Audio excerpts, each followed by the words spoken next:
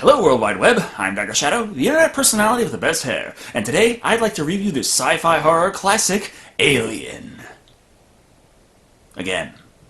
Yes, I did already review this one. A while ago. So long ago, in fact, that it was before I was reliably doing a review a week. It was extremely short, I had no on-screen presence to speak of, and it's not even counted when I tally up the numeric list of episodes of Dr. Shado reviews. What I count as episode 1 was the Predator 2 review, which was the 6th movie review I had produced, but it was the first one that I did that was really in-depth, and made without the hindrances of Windows Movie Maker. This put me in an interesting spot. Myself and my fans enjoyed the style of review that my show had evolved into, but I had already covered all the original Alien films. I don't like too much repetition, so after the Xenomorph Biology video and Top 10 Xenomorph Kills, I didn't touch the Alien series for over a year. No, Prometheus doesn't count. Besides, if I'm going to re-review something, I'd better have a damn good reason to do it. Oh look! I've got it on Blu-ray now! Imagine that.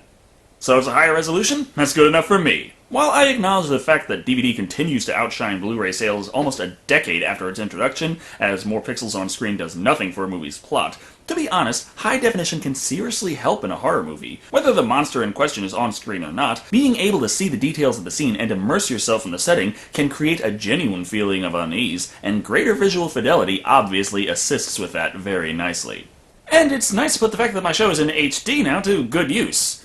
Oh, I forgot to actually mention what the movie's even about.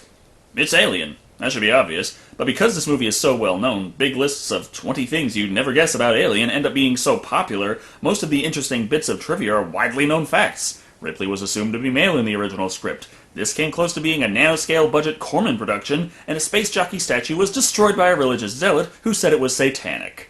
So, things pretty much went as smoothly as your usual Hollywood production. Nevertheless, let's dig into Alien again, and see if it has aged well in the 3.5 years since I've last reviewed it. Well, the damn thing is from 1979.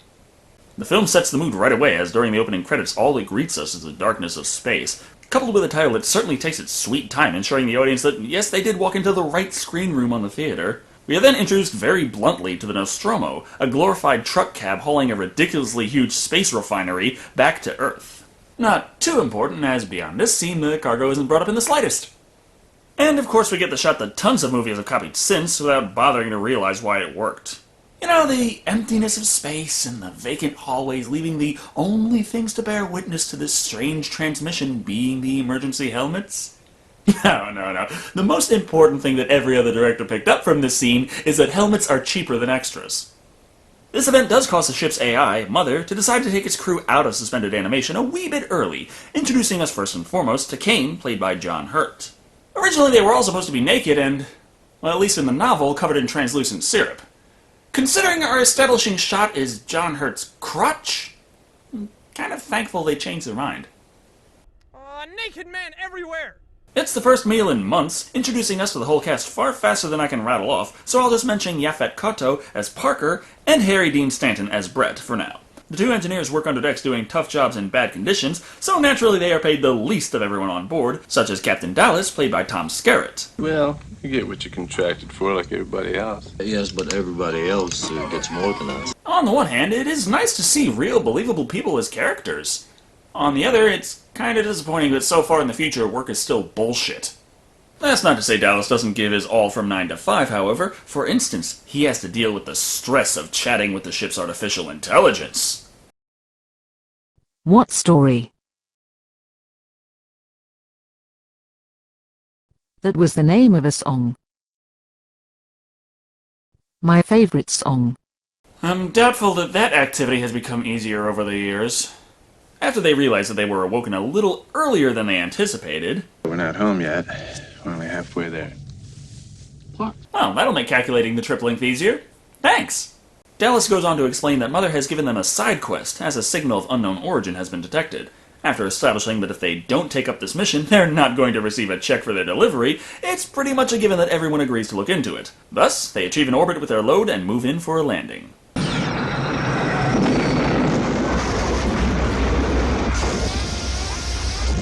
That they manage with as much grace as your average Kerbal.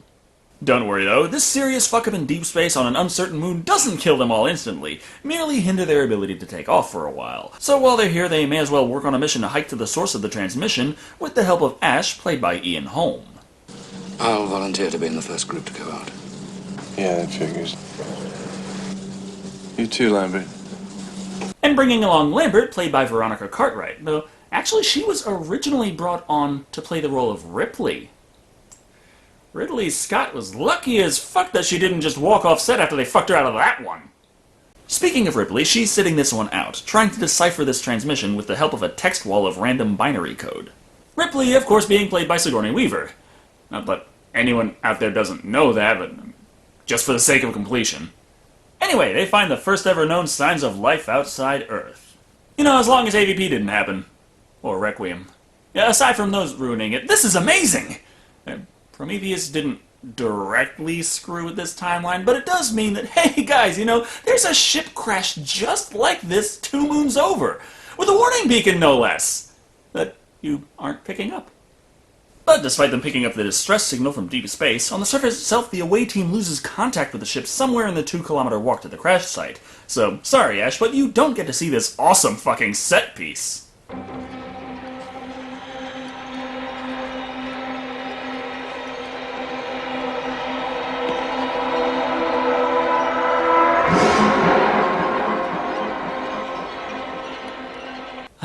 A giant fucking dead alien in an unknown machine, which Fox wanted to dumb down to just a couple of bones on the ground to save money.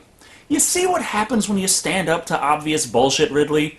Because, Looks like it's grown out of the chair. Grown out of the chair? No. He's just sat in it. Bones have been outward. Like he exploded from inside. Oh, those aren't bones. That's just a suit. It's actually just a guy in a suit. Yeah, one of those questions I hope that they answer in Prometheus 2 is whether or not anyone bothered to remember to watch Alien to make sure they weren't fucking everything up in Prometheus. More important than the only information we have about space jockeys being twisted and or broken decades later, Kane discovers a hole leading into a massive tunnel/storage area.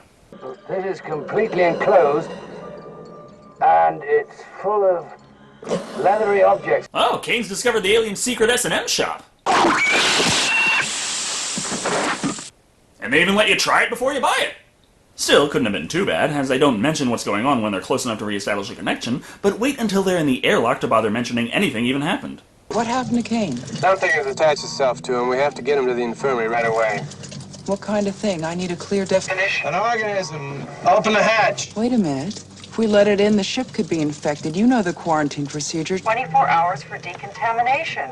Goddamn procedure saving everyone's life? This is a horror movie! In the hatch open.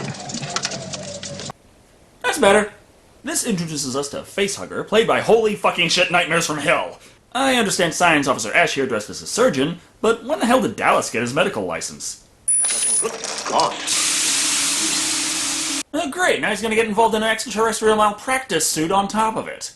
They panic over the acidic blood, fearing it will eat through the ship's hull. Fortunately, this is convenient super acid and only eats through every material known to man for a couple of seconds. So after they spend a little time trying to repair the ship and letting Ripley berate Ash for breaking basic quarantine procedures, later Dallas and Ripley are summoned for another important scene. Where is it? Well, I don't know. Wonderful eye even keeping on the situation there, Doctor. So, of course, they inch about the poorly lit room trying to find all the hidden jump scares. I love that shot. It's almost as if he's saying, yeah, I knocked it over. It's a horror movie. What?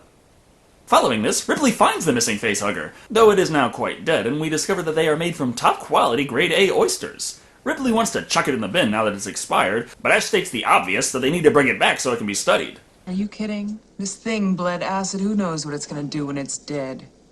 I think it's safe to assume it isn't a zombie. Yeah, I know we're supposed to be seeing Ash as manipulative and dangerous, but quarantine was already broken. There's next to no reason not to keep it at this point. For science! We also learn that while the ship is in horrible shape, it technically can still take off, so Dallas declares that good enough, and they move off planet to continue their journey. Not to say things are all peaches and cream, that is. How far to Earth? 10 months. Oh, God. 10 months to Earth? You were just in another star system. The closest star to our solar system is Proxima Centauri, 4.243 light years away. You're going at least 5 times the speed of light! How? No time to think about that because, hey, Kane has awoken from his face-fucking-deuced coma. No reason to cover any of the details or examine him at this point. There's something far more important at hand. We've got to have something to eat before we go back. Let's go. I need some Yeah, one more meal before bedtime, I'm buying. That reminds me. I'm hungry as hell. Be right back.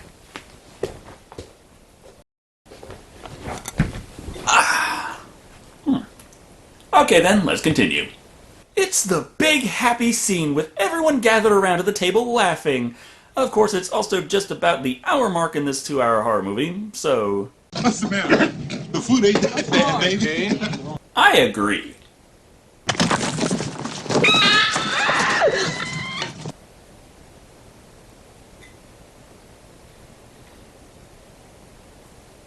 We are introduced to the chestburster, and the first death in this movie at nearly an hour. Was it worth the wait?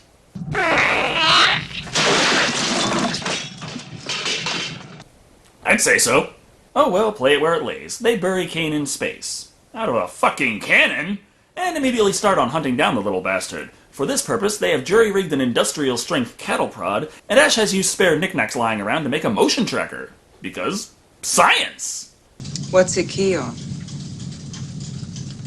Micro changes in air density. So, pretty much everything. With that, they go to hunt it down, attempting to catch it in a net with holes large enough that a chestburster could just slither through anyway. But to their horror, they find...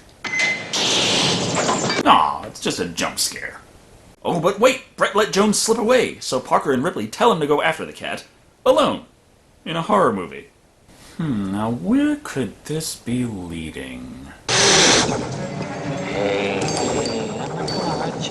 Oh yeah! A big monster reveal and horrible death. Introducing us to our pal, the alien, played by Balaji Badejo. Did I pronounce that right?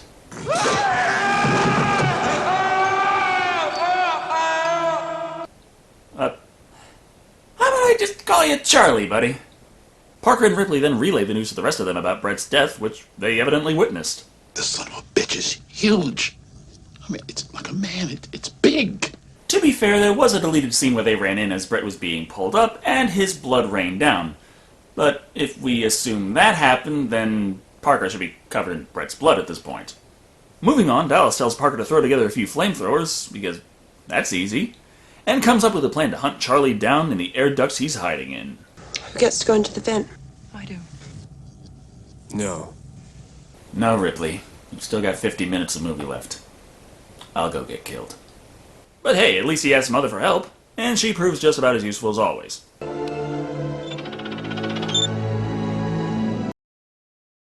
Female.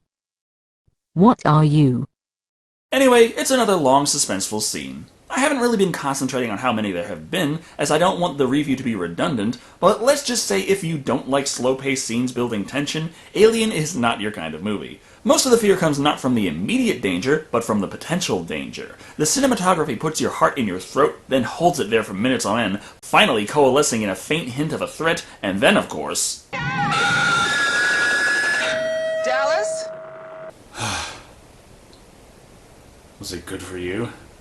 So he's dead. Maybe. They found no blood or body parts, but hey, that's how cutaway deaths work. At this point, the crew is starting to fall apart, what with their waning sanity, and the fact that the captain simply isn't there to keep them in line. Ripley happens to be the next in chain of command after Dallas and Kane, and starts taking charge, showing some real character growth. Will you listen to me, Parker? Shut up! Might sound weird given the other 3 movies in this series, but Ripley, while assertive early on, wasn't very forceful. She had a distinct character change throughout the course of the story. Personally, Alien Ripley is my favorite Ripley. Anyway, despite some objections, she decides to do what Dallas did. Without getting killed this time, I mean. But Ash's continued uselessness when it comes to advice leads her to use her current position to get her answers directly from Mother. It turns out that, hey, the company knew about the aliens all along, and getting one was the whole reason they went there in the first place. Which confuses me, because if they knew what was there, then I guess the stress beacon was just a happy coincidence, but wouldn't it have been easier to send a group of people who knew what they were trying to get and would, work to accomplish this instead of a bunch of people who had no idea and would try to kill Charlie defending themselves? And if Ripley could check the order with an arbitrary clearance code, fuck didn't Dallas bother to? There is an explanation for this, you know. And how the hell did he sneak in there when all the doors on this ship go whoosh? Ripley has no time for silly things like exposition, though. She has to go. Somewhere. For something. However, this non-specific goal is prevented by Ash, now looking a bit on the strange side as he sweats milk. Not a safe thing to do on this ship. I'm half expecting Jonesy Jumpscare to leap into frame and clamp onto his head. Not that such a thing would threaten him, as he has superhuman strength, able to easily overpower Parker with one hand. Of course, this is because it turns out that Ash is a robot. And still running on Windows, it seems. A few well-placed strikes and he's reduced to a heap of plastic props with white paint splattered all over the place. However, Ripley thinks the machine may know how to destroy Charlie, so a jump cut turns him back into Ian Holm. How do we kill it, Ash? There's gotta be a way of killing it. How? How do we do it? You can't. That's bullshit. You've obviously never seen Requiem. Damn things die when you sneeze on him. As his information is pretty much useless for them, they turn him back into a latex prop and decide to change their plan, setting the ship to self-destruct. But first, they turn Ash into, well, marking the only time in this movie the flamethrower hits anything, so that's good enough, I guess. On their way out, Ripley instructs Parker and Lambert to stock the shuttle with coolant, as 3 is a bit much for the lifeboat, and they need it for the air support system. Of course, in all this commotion, we forgot about the most important member of the crew.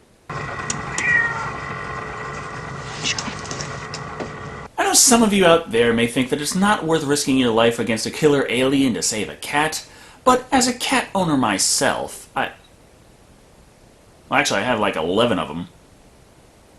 Could stand to lose one. In any case, she manages to find the fuzzy 4-legged jump scare, and the other 2 manage to be found by the towering invincible 2-legged terror. Get out of the way, Lance!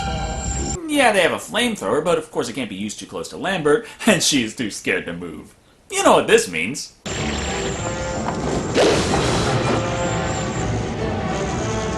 She manages to get them both killed.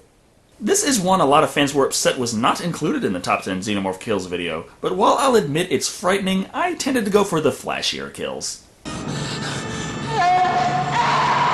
Also, there are some who say what Charlie was doing to Lambert with his tail is akin to fucking her to death, but we don't see it, so we can't be too sure.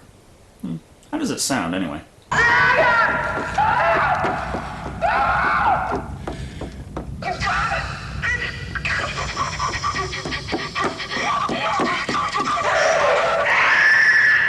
And Ripley finds the remains of the woman with no shoes or pants on.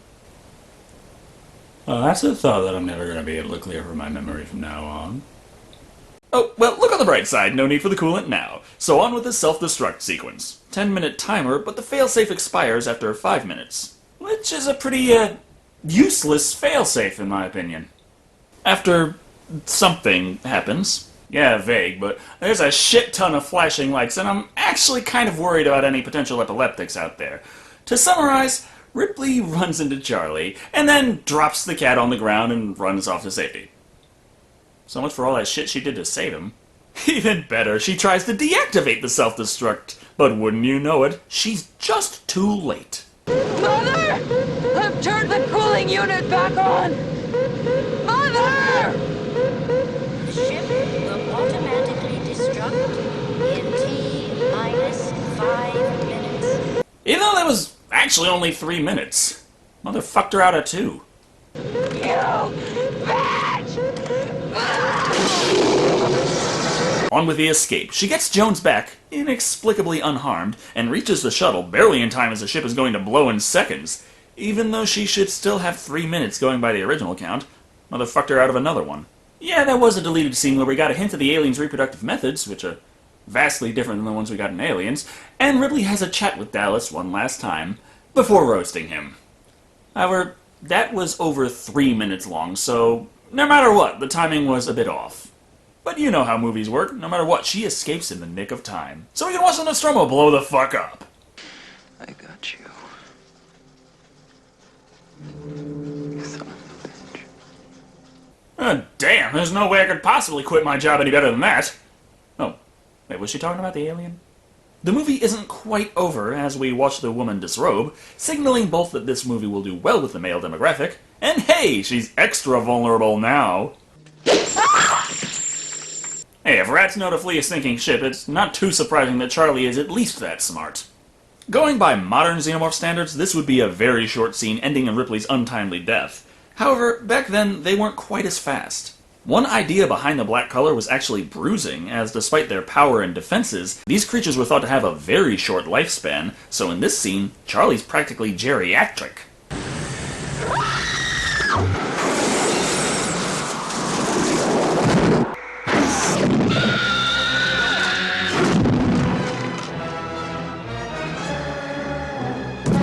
And here, it's very clearly a guy in a suit. Not the best shot to end the movie on. As expected, Charlie gets the stupid bad guy bug for the climax, using his tail to latch on and try to climb back in the ship. Through the thruster.